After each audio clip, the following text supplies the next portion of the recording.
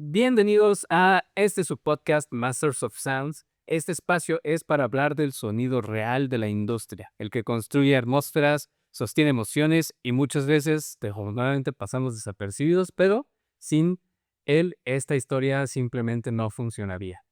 Hoy nos acompaña Nevio Barberis, el diseñador y editor de sonido, es una figura clave en la consolidación del diseño sonoro como disciplina narrativa dentro del cine mexicano y latinoamericano.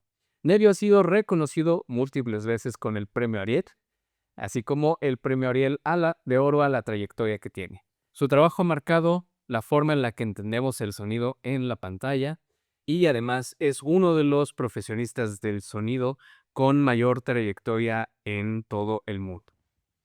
Maestro Nerio, muchísimas gracias por acompañarnos este día. Bueno, muchas gracias. Me gustaría comenzar esta charla, pues primero que nada haciendo mención aquí de la trayectoria que usted tiene. Yo me acuerdo así muy vivamente cuando usted fue mi profesor en la universidad que nos contaba esta emoción que usted tenía de narrar las historias con el sonido. Y aún también con eso también me llamaba mucho la atención cómo nos contaba que, pues, a usted le tocó el sonido en análogo, con cinta, y además cuando todavía los sistemas estéreo estaban empezando a tomar su lugar en el mercado, ¿no? Todavía antes de tener el 5.1, todavía antes de tener el audio inmersivo, usted ya estaba contando historias, ¿no? Y eso es algo que a mí me parece fascinante, ¿no? El empezar en los formatos más pequeños hasta los más grandes, porque creo que lo importante es la narrativa, pero en esta evolución que ha habido de la tecnología, ¿qué ha podido usted encontrar en las formas en las que cuenta la historia a través del sonido? Bueno, el sonido estuvo siempre presente en el cine, desde el cine mudo. El problema del sonido llegó tarde tecnológicamente a poder incorporarse a una película, digamos. Entonces, primero el cine mudo expresaba a través de la gestualidad y qué sé yo, pero siempre ha habido referencias a cosas que suenan. Por ejemplo, los personajes en el cine mudo hablaban, aunque después había un cartel para explicarlo. Pero había una necesidad imperiosa de incorporar el sonido. Por desgracia, técnicamente había un gran retraso en el registro sonoro, hasta que aparece el registro sonoro en la película cinematográfica, en el cual se puede implementar la sincronización y aparece el cine sonoro. Pero hubo millones de experiencias eh, en los teatros donde se proyectaba el cine mudo con orquestas o con gente que hacía los sonidos en el lugar, porque la imagen necesitaba sonido. Yo siempre digo en chiste, y los historiadores del cine se enojan conmigo, digo que el cine existe de que es sonoro, ¿no? Entonces se enojan mucho. Pero creo que ahí da un salto monumental. Y a mí me tuve la gran suerte no la gran suerte, me tocó por la etapa de vida correspondiente, de empezar en el sonido monoural, donde el cine solo sonaba una sola referencia espacial, una bocina detrás de la pantalla. Aunque tuviera muchas bocinas, los viejos cines grandes, solo había una información. La estereofonía eran experiencias todavía frustradas que no se lograban, y hay que recordar que los principios de registro en el sonido óptico eran muy rudimentarios todavía. Entonces, digo la suerte porque me pude transitar todos los formatos tecnológicos que aprendí con el sistema de edición mecánica, no analógico, pero era mecánico. Era una mesa de edición donde la película físicamente pasaba y la pista magnética, que era igual que la película, también pasaba, y se cortaba y pegaba manualmente todo. Se escuchaba donde había que cortar, se marcaba con un lápiz sobre la cabeza de reproducción y se cortaba y se pegaba todo. Entonces era un trabajo artesanal infernal, ¿no? Pero así se han hecho obras maestras del cine, digamos, porque yo digo siempre algo que para mí es fundamental, no hay que confundir las herramientas con el cine. El cine es una comunicación profundamente virtual entre un espectador donde está frente a una pantalla, puede ser un televisor, una pantalla cinematográfica, y escuchar sonidos que salen de ahí y construir un mundo mágico, infernal en la cabeza a partir de algo que, independientemente cómo se haya hecho, sigue siendo igual como en el principio. Aunque el formato, la sala cinematográfica sigue siendo la misma, con nuevos sistemas, el sistema 5.1, primero el Dolby Surround, después el 5.1 eh, totalmente digital, luego ahora el sistema ambos y los otros sistemas existentes, qué sé yo. Pero al final la relación es la misma. Una butaca, un espectador, una pantalla y unas bocinas.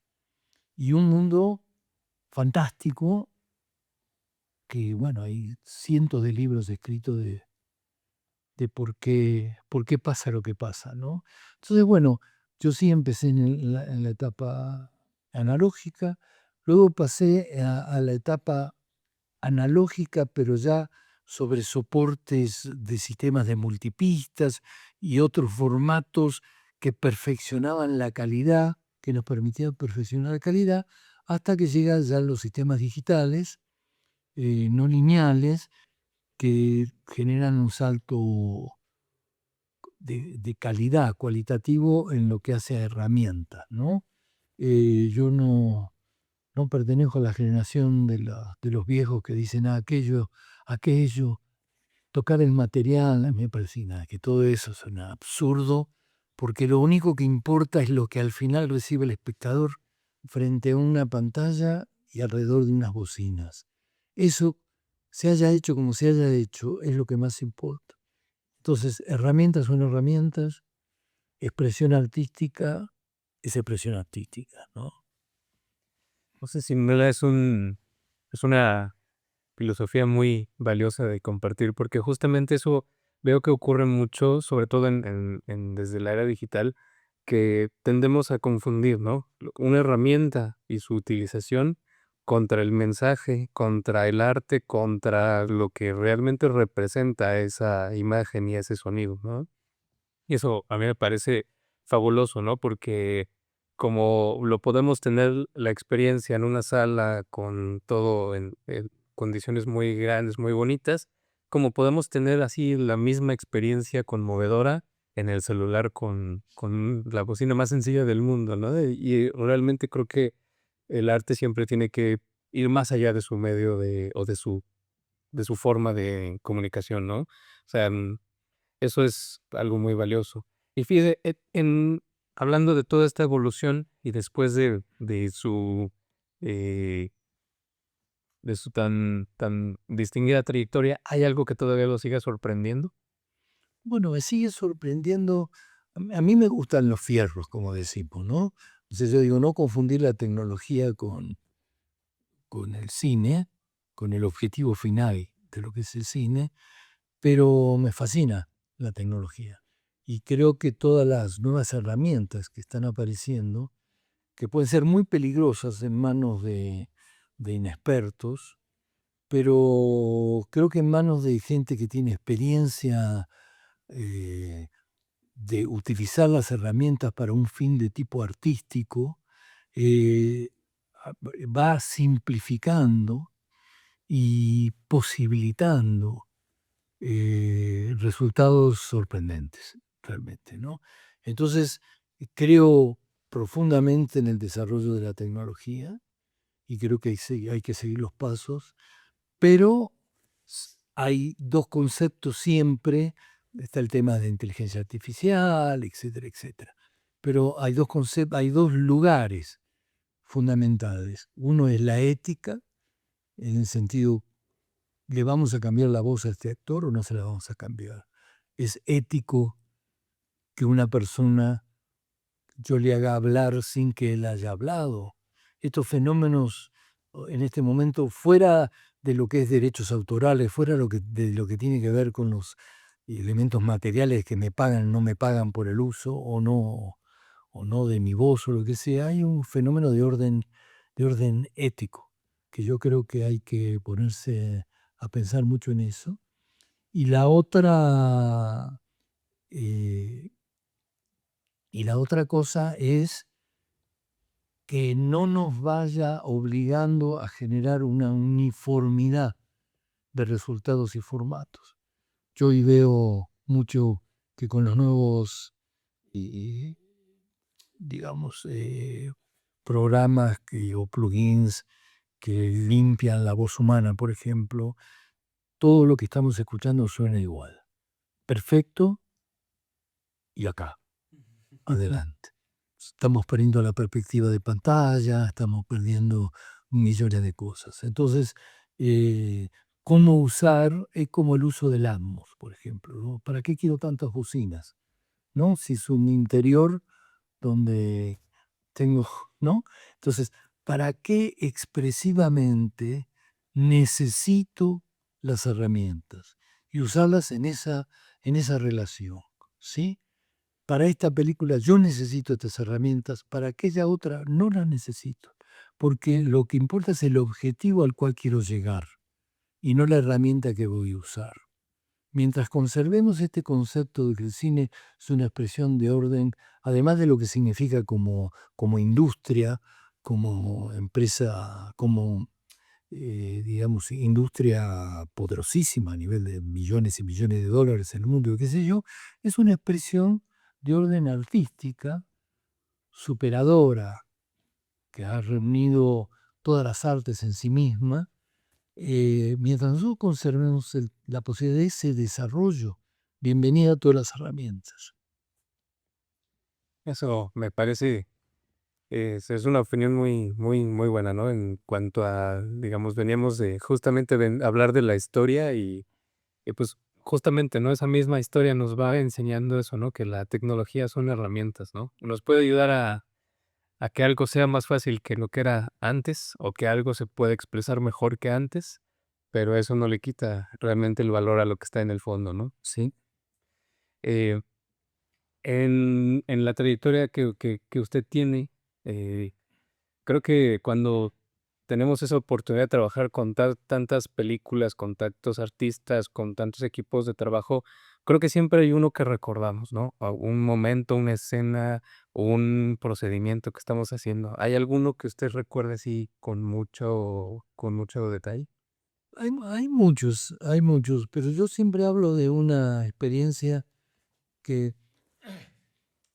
en esta industria y en una época cuando yo empecé a desarrollarme en esta industria, que era en la Argentina, en un momento particular de su desarrollo cinematográfico, la, quien hacía el sonido directo, dirigía el armado de pistas, de bandas y de pistas de sus sonidos, y dirigía su mezcla. Había una persona responsable de punta a punta. Nosotros nos basábamos mucho en la influencia del cine francés, porque los franceses nombran, y todavía en Argentina lo siguen haciendo, y en Francia lo he visto algunos créditos, hablan del director de sonido. Como el director de fotografía, está el director de sonido. Entonces, que es la persona que dirige todo el proceso desde en sus relaciones técnicas, pero en sus relaciones, en su desarrollo artístico. Yo me formé en ese lugar. Entonces yo he hecho sonido directo, he hecho montaje y he hecho mezcla, digamos. Desde ese lugar, ahora la industria se va desarrollando y con la influencia de las grandes industrias poderosísimas se ha ido fragmentando. Hay gente que hace solo el sonido directo y nada más, gente que solo se dedica a editar y a mezclar, ¿no? Y hay mixers especializados, ese tipo de cosas. Entonces a mí me tocó en una etapa de mi vida, en el comienzo, hacer este tipo de cosas en obras pequeñas, ¿no? Pero en Argentina particularmente, la película más importante que hice fue una película que se llama Nazareno Cruz y el Lobo, de Leonardo Fabio, un director muy importante en la Argentina, con lo cual hice todos estos procesos. Y en México con mucho cariño, recuerdo siempre mi experiencia en Danzón, una película dirigida por Mariano Varo, en el cual grabé el sonido directo, más grabé la música directamente en el set. Toda la música o parte de la música que está en la película, que está en vivo, está grabada directamente en el set. Entonces hice eso, grabé el directo con los diálogos como corresponde, pero también las orquestas que funcionaron ahí, también las grabé en directo, también las mezclé, también armé las bandas y la mezclé personalmente yo, todavía era la época monoural. ¿Sí? Entonces es un lugar donde pude hacer todo lo que quise en cada lugar. Obviamente bajo la dirección de Mariano Varo, pero teniendo esa libertad de poder expresarme en cada etapa como yo quería, digamos. Cosa que se hace muy difícil, porque ahora yo me dedico ahora más a la postproducción, ¿no? De sonido. Entonces, bueno, recibo un sonido directo. Yo no decidí cómo es ese sonido directo, ya las decisiones las tomó quien registró ese sonido, ¿no? Y luego voy a mezclar y comparto, creo que es una etapa superadora, porque hoy el hecho de la mezcla, ya a la aparición del 5.1 de consolas muy desarrolladas, hoy el Atmos ya necesita una especialización muy grande. Entonces el mixer es el mezclador definitivo de la película, es un rol muy importante. Pero si yo recuerdo algo, entonces puedo recordar dos películas como hitos fundamentales. En México agregarían Nicotina, de Hugo Rodríguez, que es una película que también hice el directo y compartí con Lena Eskenazi lo que fue el diseño de sonido. Pero dos películas que hice todo yo y que me gustó muchísimo fue Nazareno Cruz en la Argentina y Danzón en México. Son películas de hace muchísimos años, pero que siguen teniendo en mí el recuerdo donde más bonito me sentí, digamos, ¿no? Wow. Y en estas películas, por ejemplo, eh, veo esta forma de trabajar, ¿no? Que nos cuenta el director de sonido, ¿no? Eh, bueno, ahora puede haber diferentes maneras de trabajar, ¿no? ¿Usted cómo, cómo aprecia que esa evolución, no solamente como hemos platicado, de la tecnología, sino también de los equipos de trabajo, cómo ha impactado el valor del sonido del cine? Con el tema de la especialización, ¿no? Digamos, Bueno, eh, el tema es que cuando las películas son muy, muy grandes, y Hollywood es un ejemplo de ello, siempre lo tomamos a Hollywood como ejemplo, pero yo me bajaría de Hollywood, iría a otras industrias, está la industria inglesa, la industria francesa, los polacos, los rusos. eh, hay, hay- hay- hay una industria en el mundo que produce un cine muy importante, cine que prevalece para la historia como aporte cultural también, no solo para el negocio del espectáculo, digamos, ¿no? La subdivisión garantiza la perfección de la especialidad. O sea, se han sobreespecializado las áreas para obtener más eficiencia en sus resultados. Uno ve de golpe uno de estos tanques hollywoodenses y la lista de editores son como 50, digamos, bueno. Y acá la lista de editores somos 3 en la industria mexicana, digamos, o 4, ¿no? O 5. Sí, la película es grande. Eh, entonces, bueno, necesariamente para dar respuesta a determinados resultados se han desarrollado propuestas productivas de subdivisiones. Entonces está el diseñador de sonido, pero está el supervisor de sonido, y está el supervisor de doblaje, más el director de doblaje, más el bla, bla, bla, bla, bla, bla, bla. Ok, esto en nuestras industrias reproducirlo sería un profundo error, porque no es necesario. Sí se ha especializado ya. Sí ya la gente que hace directo, si yo dijera, Nerio, ¿volverías al set? Yo te diría no, ya me da miedo. Ya hay colegas que hacen eso con un nivel de perfección y con un nivel de nueva tecnología que yo no quisiera enfrentar ahora, ¿no? También a mi edad no tengo ganas, digo. Pero no quiere decir que no pueda salir a hacer un buen sonido directo, lo podría hacer. Pero, y en montaje, lo que es el montaje de sonido específicamente, hay especialistas. Gente que son especialistas en editar diálogos, gente que es especialista en el armado de ambientes y efectos, que han construido especialidad. Y el diseñador, en alguna medida acá, el rol en nuestra industria, el rol de supervisor prácticamente no existe, salvo en algunas series, por ejemplo, puede llegar a existir. Pero el diseñador se transforma en el hombre clave que junta todo y dirige todas las etapas, digamos, ¿no? Pero no está mal, lo que importa es, como siempre, la subdivisión también es una herramienta. Lo importante es qué herramienta necesitamos para el cine que queremos hacer, para cada película, qué es lo que necesita. Entonces una película necesita de golpe 10 editores y de golpe una película necesita 3 editores. ¿Sí? Una película necesita un set con 20 inalámbricos y una película necesita un set con 3 inalámbricos y no necesita más. Entonces, cuánta gente necesitamos es como cuántas herramientas también necesitamos. Y hay que tener esa capacidad. No hay que crecer demasiado porque encarece las producciones innecesariamente y no hay que tener menos de la gente necesaria que se transforma en explotación laboral, digo, ¿no? Sí, pues es tener el sano balance y no es, creo que lo estoy entendiendo como una cuestión de que no es que uno sea mejor que el otro, es que uno puede ser más adecuado que el otro. Correcto. Y tratándose de verlo como herramientas, como formas de trabajo, creo que eso es como hace mucho sentido, ¿no? Para tomar ese tipo de decisiones y saber cuál es el equipo que le toca a la producción, ¿no?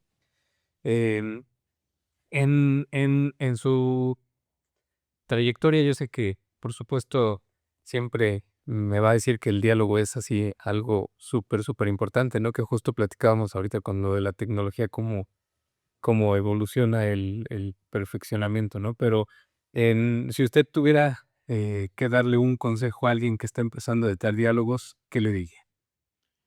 Eh, que, mira, una de las cosas más importantes para editar diálogo, además de todas las cosas técnicas necesarias para que haya una limpieza razonable, qué sé yo, que escuche sus diálogos mirando la imagen. A ver si esos diálogos están adentro de la imagen o se caen de la imagen. Porque hoy con las herramientas que tenemos, tendemos a una limpieza excesiva y parece todo, hasta parece ya que fueron todos hechos en sala de doblaje, digamos, del exceso de perfección que se obtienen, digamos. Entonces, hay que ser, mira, cualquier trabajador en el rol que sea, yo lo considero un cineasta especializado.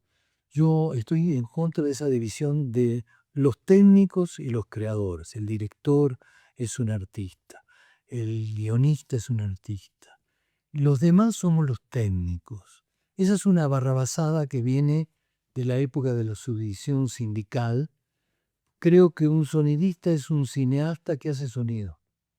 Un diseñador de sonido es un cineasta, porque hay que entender de cine, hay que entender de drama, hay que entender cuál es el relato dramático de una película para saber por qué voy a construir una banda sonora de determinada característica. Eso no es una concepción técnica, es una concepción artística que tiene cada profesional. El fotógrafo es un gran artista, ¿me entiendes? Aunque bueno, son nos consideran los técnicos porque tenemos que aprender de las tecnologías de nuestras profesiones.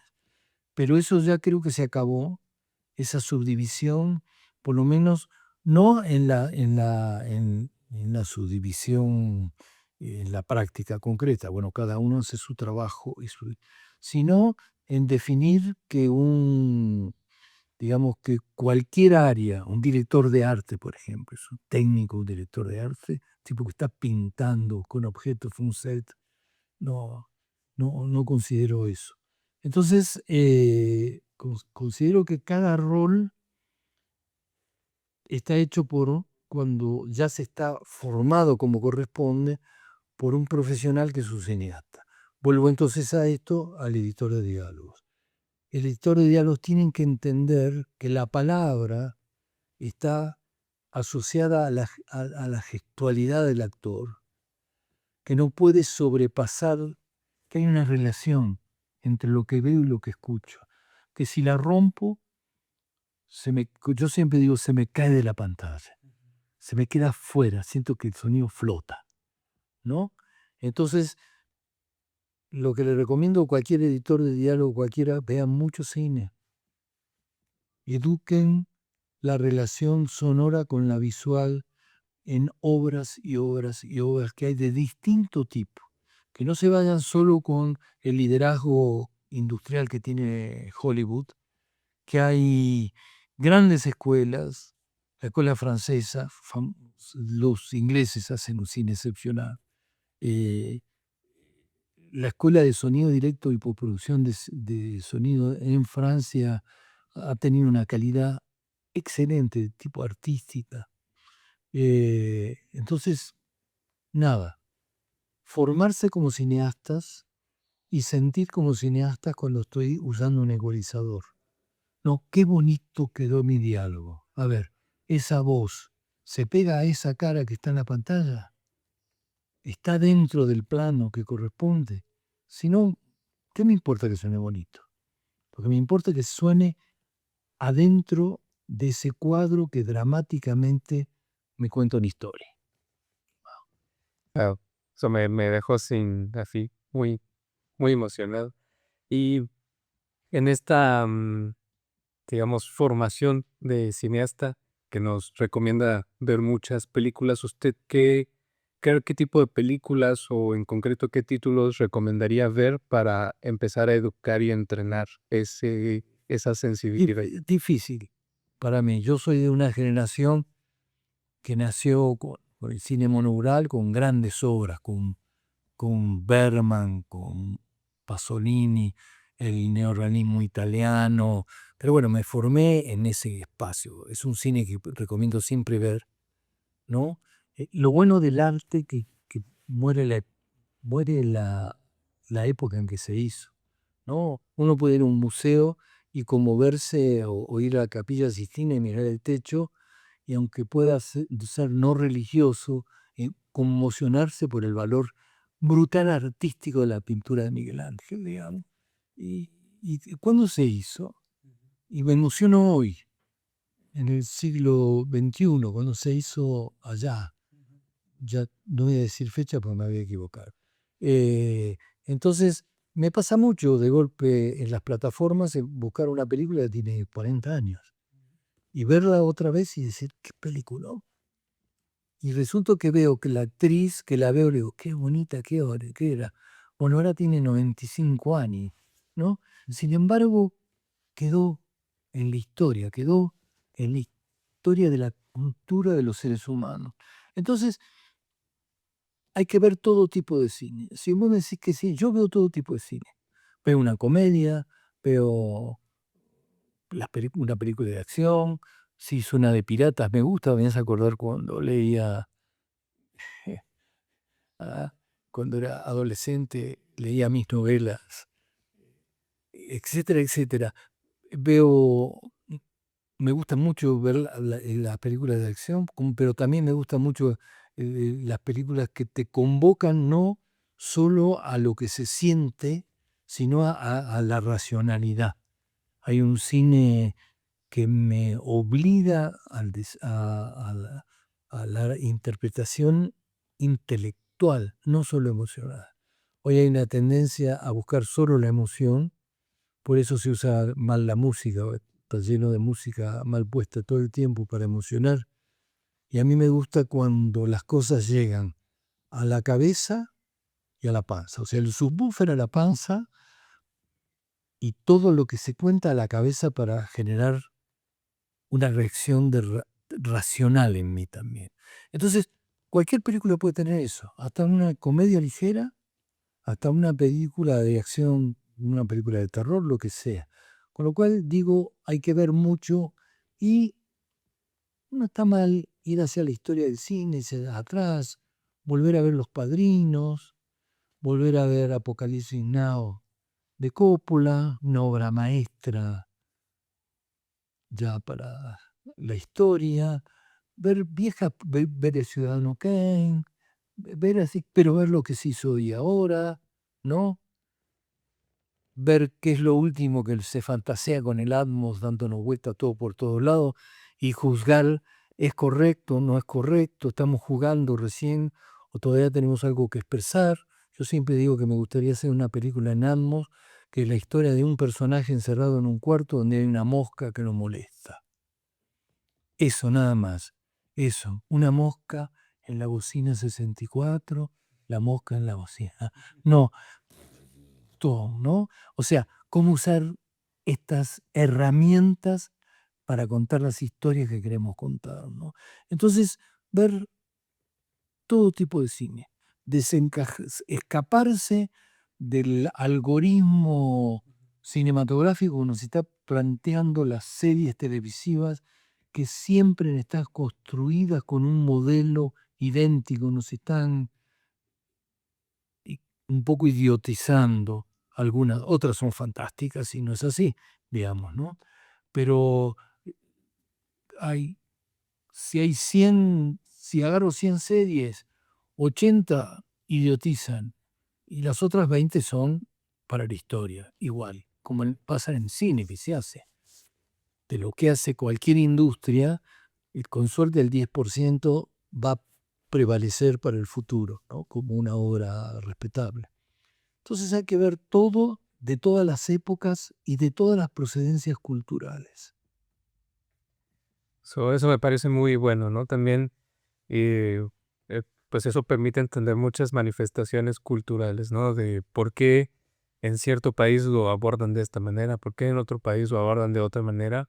Y eso también me hizo pensar mucho en el arte que estamos hablando de cine, series, diálogos.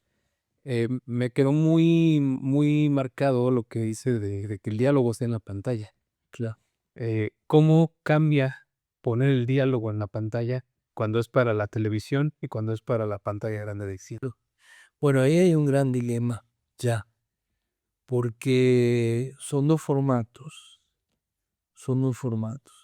Y ahora el gran dilema es que las plataformas la emisión se hace a través de la televisión, hoy la televisión digital, que puede tener sistema de sonido 5.1, Atmos, no es solamente la tele chiquitita, aunque todavía el 80% de la gente ve en las teles con el sonido de la propia tele, eh, pero cambia por el ámbito de escucha.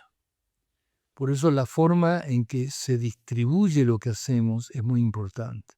Será para teatro, para teatrical, para una sala cinematográfica. Será para el streaming, para una sala del hogar. Lo va a ver alguien en YouTube en un teléfono. Todo eso implica una consideración de balance de los elementos que componen una banda sonora distinta. Lo más difícil es cuando tenemos una película que la financia una plataforma donde ahí va a tener la mayor distribución, pero se va a estrenar en el cine también, ¿sí? Entonces, bueno, ahí hay todavía grandes debates de cómo se hacen las cosas, ¿no? Eh, hay como un equilibrio, es como que el cine, digamos, la televisión aplasta todo un poco el cine tenía una mayor posibilidad de perspectiva hacia el fondo. El cine se ha aplastado un poquitito para compatibilizar con la posibilidad de estirar un poquito el streaming y ahí andamos negociando en los formatos técnicos de medición y todo eso, cuando son efectivos o cuando no son efectivos, ¿no? Todavía hay un gran debate ahí y creo que no se ha llegado a un resultado definitivo. Yo creo que el ideal, pero en nuestro formato no alcanzan los presupuestos, con suerte alcanzan los presupuestos para mezclar una vez una película, habría que hacer una mezcla para cada y remezclar para cada formato. Eso es lo que corresponde realmente. Pero eso implica costos que en general en cines de bajo presupuesto, como en América Latina nos pasa, es muy difícil asumir, ¿no? Pero hay películas de tipo espectacular que tienen un rango dinámico enorme para el cine, que se valen en el cine, pero hay que achicarlas para la tele y se aplastan y se arruinan. Entonces no podemos usar la misma mezcla, hay que tratar de remezclar, adaptar. Es, como bien se diría, es una buena chamba. Por supuesto. Yo recuerdo mucho en las épocas de cuando yo era pequeño que descubrí el cine con las VHS y los DVDs, que siempre al principio de la película decía: "Esta película ha sido adaptada para su pantalla de casa", ¿no? Y yo siempre me preguntaba, bueno, ¿y por qué se tardan un año en que pase del cine a que llegue a mi casa?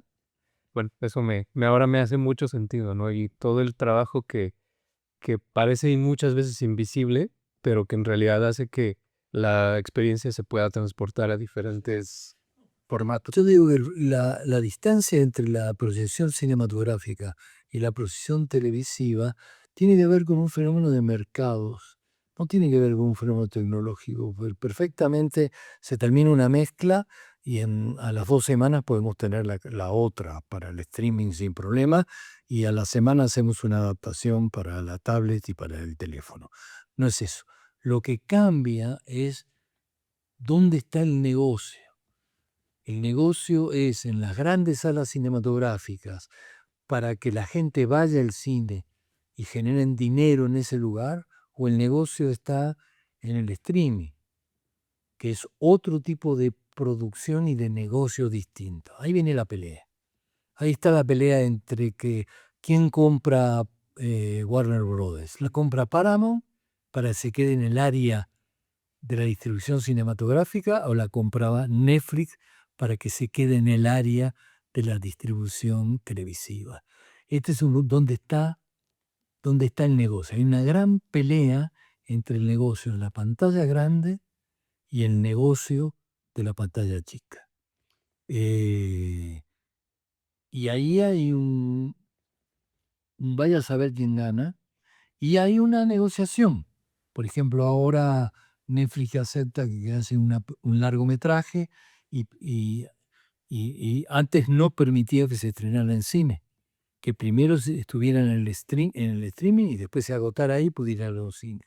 Ahora acepta 4 semanas, puede estar en los cines y luego ir al streaming para dejar un espacio para el otro espacio de negocio que son las salas cinematográficas. Una gran problemática empresarial que condiciona totalmente el tipo de hacer películas también, ¿no? O sea, Claro. O sea, yo siempre veo que los procesos de una película que va para sala siempre son un poco largos, ¿no? Entre desarrollo, preproducción, producción, postproducción, distribución, publicidad. Son procesos que tienen que tomar su tiempo porque es como debe ser. Pero en las series incluso veo muchas, he visto incluso entrevistas con directores, con actores, con productores que dicen pues, el episodio que estás viendo el lunes lo terminamos de grabar el viernes, ¿no? Entonces, creo que son dinámicas muy, muy diferentes de trabajo, ¿no? Y en eso no sé cómo usted percibe que cambia, la forma en la que se da ese discurso artístico cuando uno tiene el tiempo suficiente y cuando uno tiene la presión de entregar para que se distribuya rápido. En la producción de las series hay mayores limitaciones de tiempo, obviamente, ¿no? Si yo a ver, un capítulo normal de 50 minutos, 45 o 50 minutos, en una serie eso posiblemente se filme en una semana. Entonces, si yo lo multiplicara por 2, que es un largometraje, sería filmar un largometraje en 2 semanas. Cuando un largometraje se filma cuando es muy, muy pequeño en 4 semanas y cuando es muy grande 12 semanas. Donde está el promedio está entre 6 y 8 semanas de rodaje. Entonces los tiempos condicionan la calidad también. Los tiempos condicionan la calidad. Por eso, lo que no quiere decir que excepcionalmente ha habido series brillantes que quedarán para la historia, pero tienen un proceso mucho más largo. El proceso de postproducción, por ejemplo, de sonido, cuando nos dan más o menos tiempo en México, entre edición y mezcla, son 3 semanas.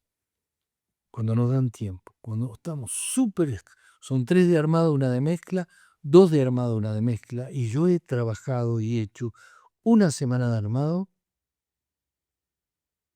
3 días de mezcla. Y han sabido al aire. Fábrica de chorizo. Bueno, no es lo mismo. No van a permanecer en la historia de la misma forma. Salvo series, Breaking Bad, no sé, que es una serie excepcional. Pero bueno, para sintetizar el tema de un largometraje, tiene mucha más dedicación y más prolijidad en su desarrollo que una serie cinematográfica. ¿Sí? Entonces, pero son 2 mercados distintos que funcionan en formas totalmente distintas, ¿no? Porque hasta el largometraje en el streaming funciona distinto que una serie en el streaming, ¿no? Tú ves una serie y te clavas, ves 3 capítulos hoy, pero por ahí paraste, te diste un largo y después sigo esta serie. Me aburrí un poco, retomo aquella que había dejado, después termino esta. En cambio, un largo es una experiencia única. Empieza y termina. Y esta experiencia es como leer un libro. Empieza y termina, ¿no? Uno no lee un capítulo hoy, un capítulo mañana, un capítulo, vaya a saber cuando lee un libro, uno lo lee. Digamos que te cuenta que los capítulos son los capítulos de la serie, digamos. Es distinto, es distinto. Muy bien. Hablando ahora digamos, de la parte de los resultados. Usted que tiene pues muchas películas en su trayectoria que han sido reconocidas y además reconocidas puntualmente por el sonido. Usted, cuando estaba trabajando en el proceso del sonido de esas películas, ¿usted tenía alguna intuición de que esa película iba a llegar a ese resultado? No, nunca se tiene eso. No, nunca se sabe. Uno siempre, mira, mi política y mi máxima ha sido siempre eso. No me importa si la película es buena o es mala, para mí. Yo debo hacer siempre el mejor trabajo posible adentro de cada película, porque es mi trabajo. Y mi trabajo tiene que estar bien. No puedo decir que si la película es chafa, hago un sonido chafa. No, bajo ningún aspecto. Yo tengo que hacer siempre lo mejor de lo mejor, independientemente de cómo se valore la película. Si la película parece muy grande, películas grandes, he hecho películas mucho más grandes que no han recibido ningún premio, y otras que son más pequeñas y han recibido un premio. No importa, eso es muy aleatorio, es como una tómbola, ¿no? Saca un número, resulta que te tocó estar premiado. Pero la máxima que he tenido siempre y recomiendo siempre es que siempre hay que hacerlo todo perfecto, lo mejor que se puede, dentro de las condiciones que la producción nos dé, obviamente, ¿no? Si no nos da condiciones es difícil hacerlo. Entonces nunca dije, esta es para ganar un premio y aquella no es para ganar un premio. Yo, uno termina, aunque la película, uno dice, oh, esta película, oh, qué sé yo. Sin embargo, la terminás queriendo al final porque uno le pone mucho afecto a su propio trabajo ahí adentro.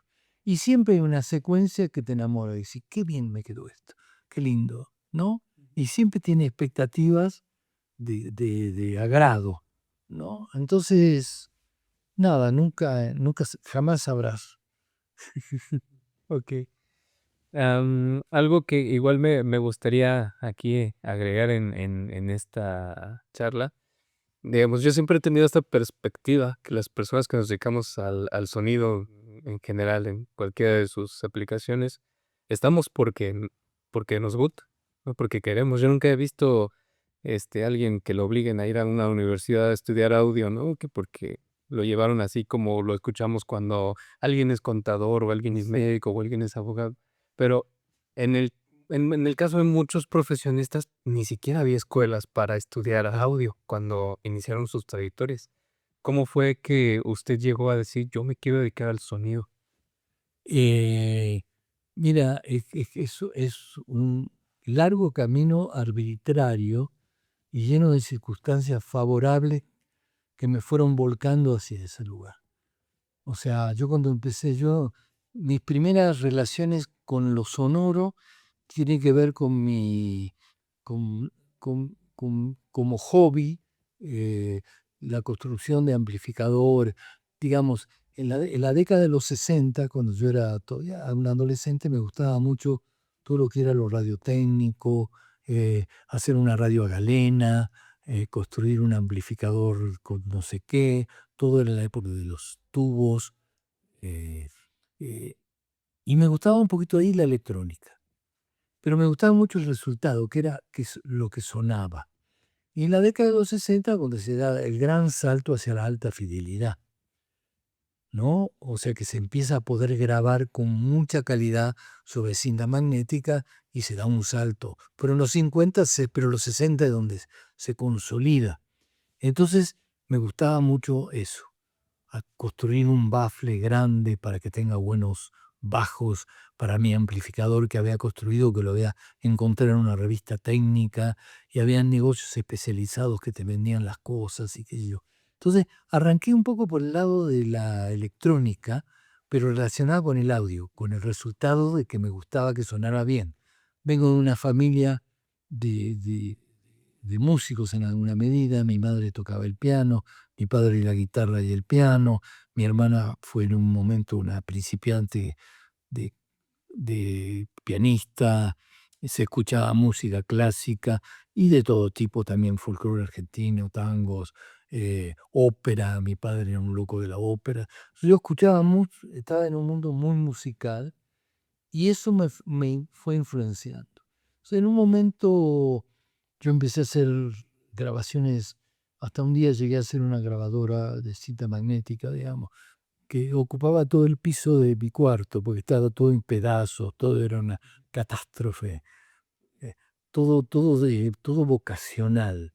Siempre quería inventar el paraguas y después me descubría que ya estaba inventado, digamos. Entonces, esa vocación de búsqueda, siempre relacionado con la técnica y con lo sonoro, me llevó a que un día me invitaron a trabajar en un estudio de grabación. Y en ese estudio de grabación se hacía comerciales y se grababa música. Mi locura era grabar música, poder grabar música, esa era mi pasión. Y entré a ese estudio donde me enseñaron a grabar música y me enseñaron a hacer comerciales contra imagen, que un locutor grabara contra imagen, que hubiera un pequeño doblaje y qué sé yo. Esta pequeña empresa se une a una gran empresa, como si fueran los estudios Churubusco de aquí de México, y toman el área de audio de ese gran estudio, que eran los laboratorios ADEX, recuerdo, ya no existen más, y yo voy ahí, y ahí se hacía cine, ahí se grababan doblaje de películas, se hacía mezcla de películas, en unos lugares donde se mezclaban largometrajes de la industria y todo ese tipo. Y lentamente me voy relacionando con eso. Y por trabajo un día me ponen, no, ponte a grabar doblaje que lo haces muy bien. Y empecé a aprender de cine. ¿Y qué me enseñaba? El director de sonido de la película que se doblaba venía y me daba órdenes, me decía, dile que dé un paso atrás. No, córtale un poco más de graves. Y yo iba, clic, guardar, clic, aprendiendo, clic, guardándome toda la experiencia. Yo digo que siempre aprendí de los demás sin que se den cuenta, robando mucho. Hay gente que sí te enseñaba, y entonces preguntando a la gente que sí te quería enseñar, ¿y por qué haces esto? ¿Y por qué haces lo otro? ¿Y por qué haces? Y otra no te enseñaba nada, pero uno le espiaba lo que hacía. Y me decía, cuando te decían, haz tal cosa, y uno lo hacía y decía, el resultado, ¿no? Un aprendizaje totalmente autodidacta fue el mío y era el de mi generación, obviamente, porque no había dónde aprender. Y lentamente eso me fue acercando al cine y me enamoré del cine y me quedé en el cine porque fue el lugar donde más posibilidades me dieron. Porque si me hubieran dado más posibilidades en la sala de grabación de música, por ahí hubiera sido un grabador de música el resto de mi vida. Y hoy tendría, ojalá, un Emmy, por ejemplo, ojalá hubiera podido lograr eso. Pero no, las circunstancias te van conduciendo por las posibilidades laborales, ¿no? Entonces terminé asociándome con un sonidista importante de la Argentina, entonces empezamos a hacer muchas películas, entonces empecé a crecer por ahí porque era parte de la chamba y además me fascinaba y me gustaba y aprendíamos y todo eso. Nuestra generación, por lo menos la mía, creció bajo las circunstancias de lo imponderable, de que un día sin darte cuenta se abrió esta puerta, entraste por acá y no entraste por la otra. Y gracias, tuviste la gran suerte. A mí me tocó hacer esa película que te digo, Nazareno Cruz y el Lobo en Argentina, que sigue siendo una película mítica por la obra de ese director, de casualidad.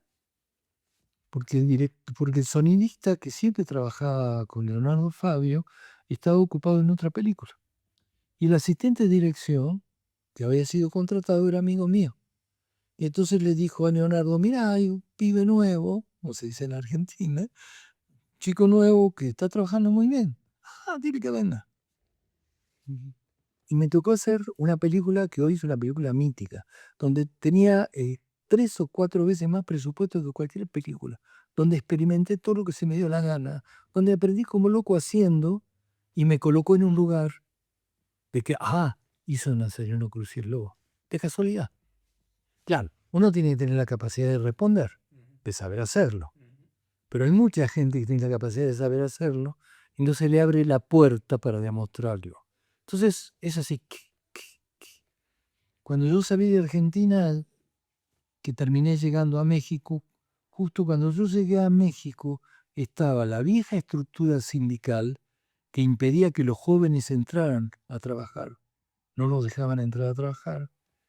Y había un cine independiente donde había muy pocos jóvenes que subieran a hacer sonido.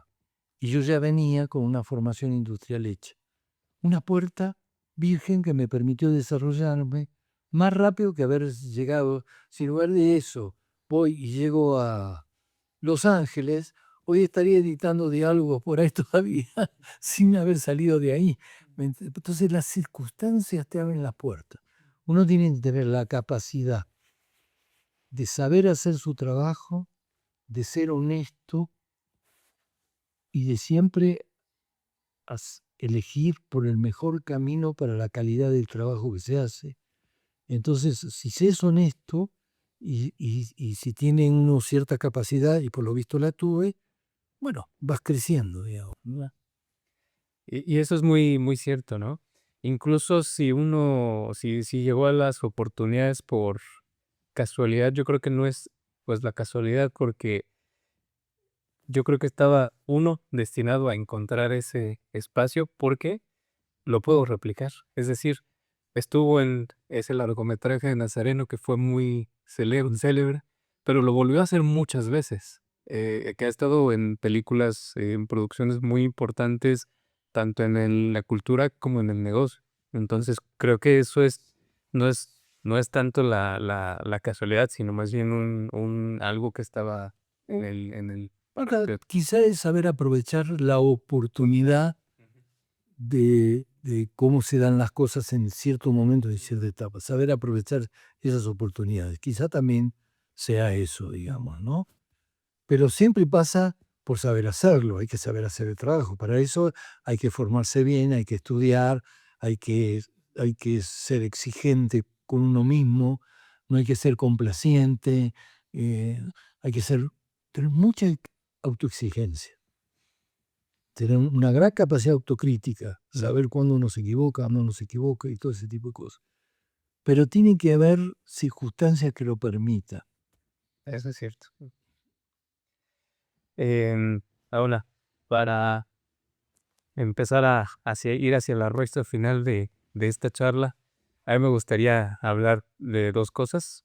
La primera siendo, em, ¿usted qué considera que sea así, si tuviera que definir así en una línea o en una sola frase, algo muy importante que todo cineasta que se dedica al sonido debería saber? ¿Qué sería la frase que le diría? Eh,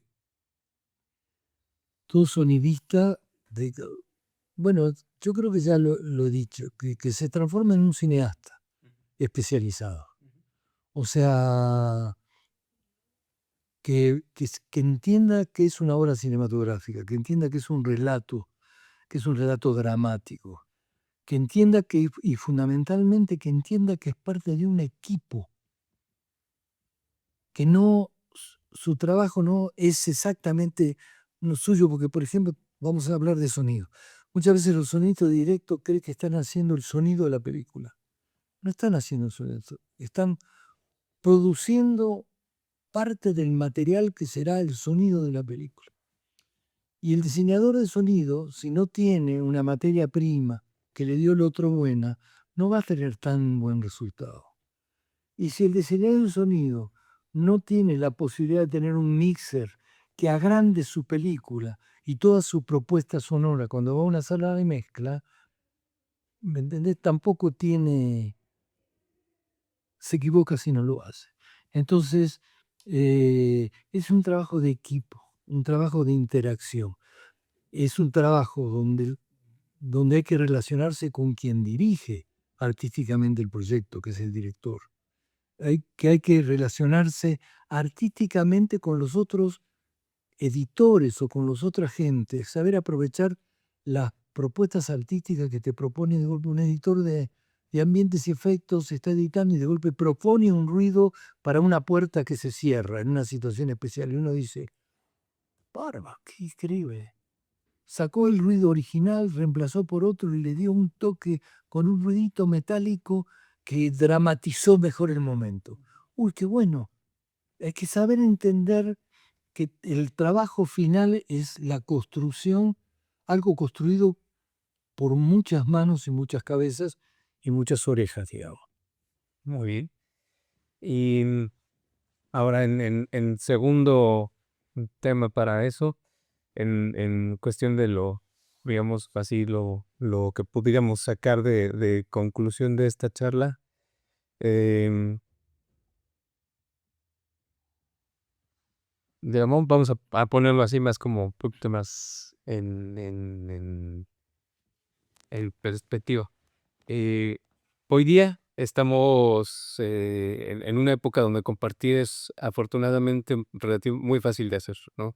Uno puede prender la computadora, puede prender el celular, puede encontrar conocimiento en muchos lugares, pero ¿cuál es la fuente de conocimiento que usted considera más importante para la formación de los cineastas especializados en sonido? Bueno, las fuentes son las escuelas. Hoy hay que agradecer la existencia de escuelas que forman a los profesionales, digamos. Hay muchas escuelas, distintos tipos de escuelas, etcétera, que forman especialidades. A mí me gustan mucho las escuelas que forman todas las especialidades de cine,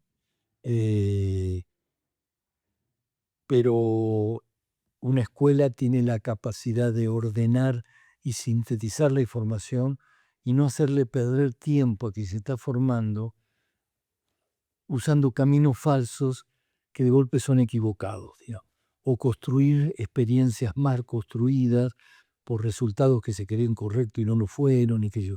La escuela tiene la posibilidad de ordenar y hacerle ganar mucho tiempo a un futuro cineasta especializado. Entonces yo creo que el camino son las escuelas. Hay buenas escuelas, malas escuelas. Hay escuelas gratuitas. En México tenemos la suerte de tener dos escuelas, una que es la ENAC, que depende que es una escuela universitaria de la UNAM, y otra es el CCC, el Centro de Capacitación Cinematográfica, que depende del área de cultura de la nación, que son gratuitas y que permiten una formación muy buena, con distintos niveles de especialidad. Algunas se especializan solo directores y fotógrafos, otros más y menos. Pero el salto, mira, yo te doy un ejemplo, en la década de los 80, cuando yo llegué, cuando empecemos a hacer cine, cuando se empezó a construir el nuevo cine independiente mexicano, digamos, toda la gente provenía de lo que en esa época era el CUEC, que era el Centro Universitario de Estudios Cinematográficos, que hoy se transformó en la ENAC, que es la Escuela de Cine de la UNAM, pero es la misma estructura. Eran los que habían salido del CUEC o de los que habían salido del CCC.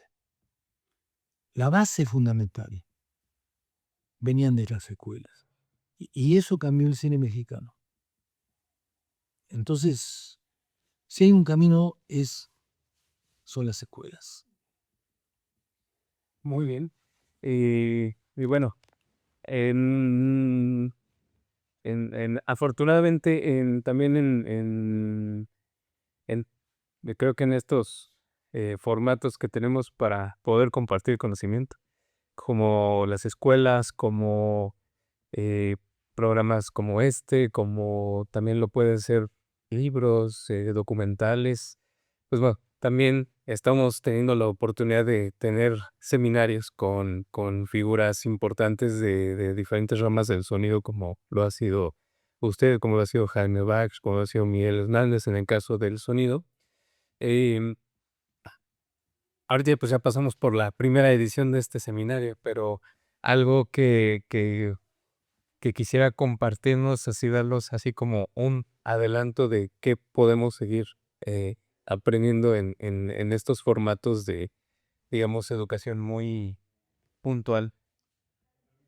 Bueno, creo que hay una posibilidad de hacer, de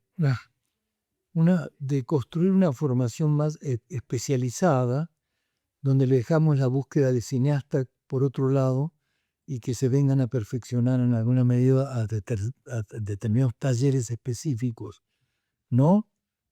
Como puede ser, no sé, edición de diálogos, o como puede ser eh, diseño sonoro, como puede ser mezcla cinematográfica, talleres específicos que perfeccionan a quienes están iniciando en esa carrera de transformarse en cineastas especializados. No necesariamente una escuela sola te forma una escuela y un montón de otros trabajos que se van haciendo y se van dando en otros lugares que complementan la formación que uno puede encontrar en las distintas escuelas. A veces las escuelas son difíciles de entrar, no sé, se presentan 500 alumnos para que entren 16 y a veces no hay oportunidad que todos estén estudiando.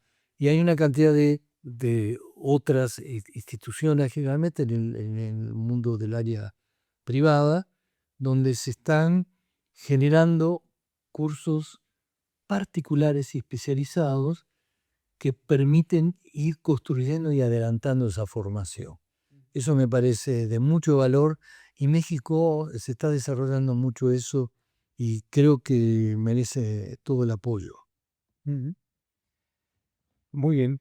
Y bueno, aquí para complementar antes de cerrar, ¿cómo se sintió usted en esa misión de compartir conocimiento en la primera edición de Masters of Sound?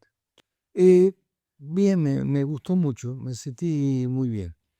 Se hace a veces difícil por las distintas experiencias que traen cada uno de los alumnos que se acercan, pero eh, me sentí bien, creo que hemos podido lograr transmitir lo que era el objetivo de ese seminario, digamos, ¿no? Que es sensibilizar y dar las primeras bases para que la gente salga con más entusiasmo del que vino. Digamos, me falta mucho más que aprender. Qué increíble esto, no lo sabía. Qué bárbaro aquello. Tengo que especializarme, tengo que buscar. Yo creo que este tipo de seminarios ayudan a que la gente vuelva a buscar más para seguir formándose.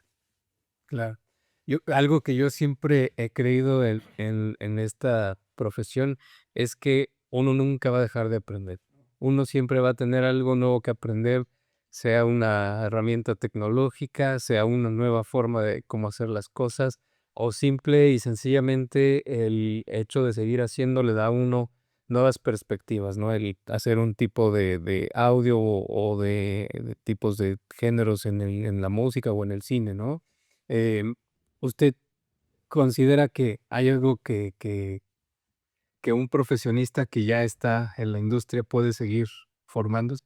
Siempre. Mira, yo sigo trabajando, sigo editando y estoy haciendo muchas películas de restauración de viejas películas de cine mexicano. Y siempre estoy aprendiendo algo nuevo, usando una herramienta nueva, buscando una opción distinta. Cada película me obliga a buscar una opción distinta. Yo, en una me salió perfecta tal opción, el uso de tales herramientas y qué sé yo, qué bueno resulta. Lo quiero aplicar en la que sigue, no funciona. Tengo que buscar y experimentar otra. Y pruebo una, no me gustó y pruebo. Todo el tiempo se está aprendiendo, todo el tiempo se está aprendiendo. El que crea que ya sabe todo, se equivocó. Todo el tiempo se aprende algo nuevo y se aprende. Es como todo el tiempo hay de golpe formatos de realización cinematográficos distintos, modernos, ¿no? Y uno de golpe ve una nueva película, una nueva serie y dice, wow, qué increíble esto, ¿no? Esto que han hecho, ¿no?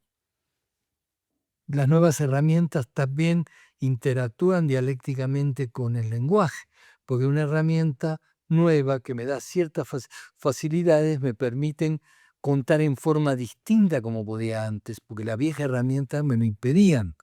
Digo, esto a nivel fotográfico es impresionante, ¿no? Estos nuevos sistemas que sostienen la cámara sin que se mueva nada permiten algo que antes no se podía. Antes poner una cámara arriba de un dolly o de una grúa tenía una limitación particular y una posibilidad que se limita. Y las nuevas herramientas hoy, nada, estas cosas vienen, se enganchan en un dron, vuelan, bajan en otro lado, qué sé yo. Simultáneamente yo tengo instalado en una casa donde se va a hacer un plano secuencia de esos increíbles, tengo instalado 20 sistemas inalámbricos con microfonista, con sistemas inalámbricos nuevos.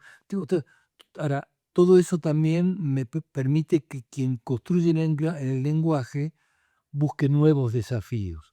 Entonces siempre hay una relación, cuando yo digo las herramientas no son el cine, es para preocuparnos, para no equivocarnos, pero sí las herramientas habilitan posibilidades narrativas que siempre son favorables, que siempre son favorables. Y eso es volver a aprender.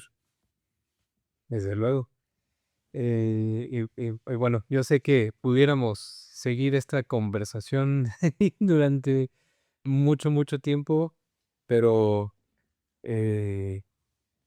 para no hacer este programa eterno, Me gustaría cerrar ahora con usted contándonos a qué se está dedicando en estos días, si nos puede contar en qué proyectos anda y cómo podemos saber más sobre cómo eventualmente llegar a ver estos trabajos en los que está trabajando hoy día. Mira, en este momento he estado dedicándome a la restauración de cine. Es para una empresa privada, con lo cual no quiero hacer publicidad. Eh, Restauración de películas, estoy aprendiendo muchísimo. Primero estoy viendo decenas de películas del viejo cine mexicano, algunas muy divertidas, algunas muy malas, pero bueno, que fueron parte de esa explosión cinematográfica de la Edad de Oro, eh, y algunas, bueno, algunas excelentes obras, etcétera, ¿no? Y el tema es pensando en cómo obtener el mejor resultado para que vuelvan a ser vistas en los nuevos soportes digitales y ese tipo de cosas. Eso es lo que estoy haciendo. Y esperando la entrada de algunas chambas que no quiero decirlas para no quemarlas. Pero bueno, instalado en el trabajo y en la industria como siempre. Excelente, maestro. Pues bueno, me estaré al pendiente entonces de las plataformas digitales, viendo todas las series para buscar las que tengan su Ojalá, ojalá. Ujú. Cuanto más se encuentra, Ese, mejor me va a ir. por supuesto. Pues muchísimas gracias, maestro, por compartirnos esta charla el día de hoy. Siempre es un placer escucharlo. Yo siempre he sido fiel creyente de que la experiencia es algo que tenemos que escuchar, ¿no? De todas las personas y siempre eso nos lleva a conocer, ¿no? Tanto conocer otras formas en las que las personas están haciendo las cosas, como conocer nuevas herramientas, como conocer o a veces historia, ¿no? A veces uno no conoce las cosas, no porque no quiera, sino porque no tuvo la fortuna de poder vivirlas, ¿no? Y eso creo que transmite mucho, ¿no? Porque ayuda a entender por qué las cosas son como son en la actualidad y también ayuda, por supuesto, pues, permearse de toda esa experiencia, ¿no? A pesar de que a veces pudiera uno haber vivido o no ciertas, épocas o experiencias, ¿no? Y, pues, bueno, eso es algo que siempre he apreciado mucho con usted, que es, siempre muy muy gratificante y el aprendizaje es muy valioso cuando se tiene una charla con usted. Se agradece, se agradece. Muchas gracias.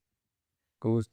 Y bueno, para quien quienes tengan, me corté.